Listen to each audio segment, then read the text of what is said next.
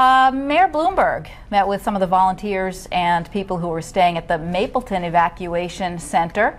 There was a lot of evacuation yesterday, and this morning he was out and about thanking people for the hard work that they did. He shook hands and posed for pictures.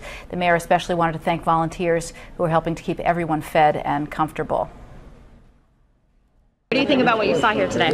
Well, it gave me a great feeling about New Yorkers, the volunteers and the city employees that came to take care of people who didn't have a place to stay.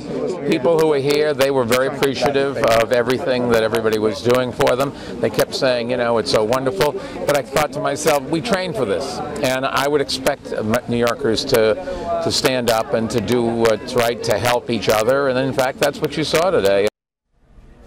And while there may have been some grumbling, of course, a lot of people staying in shelters told us they are thankful that the shelters were available, grateful for the help, and will be very excited when they can go home, which should be pretty shortly, I think. Well, the evacuation order has been lifted.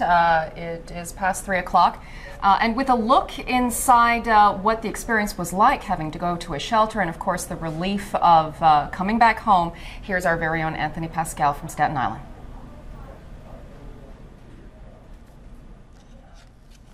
Be over. Some who spent the night at this Staten Island evacuation center couldn't wait to head home. I'm sorry, buddy. After spending the past 24 hours on a cot inside Patrides High School, Darlene Delmar and her 77-year-old mother Mary were among the first to leave. I'm going to go home and hopefully get there safely and see what we have. We're expecting maybe some flooding on the block. I don't know a bed in the house. They agreed to let us follow them home to Midland Beach, an area notorious for flooding, not knowing what they'd find. Are you worried at all about your home? Oh, well, I'm certainly concerned. I mean, if there's something wrong, there's something wrong, but there's nothing we can do about it. As we traveled down the hurricane-battered streets, we saw plenty of broken tree limbs, but only minor flooding.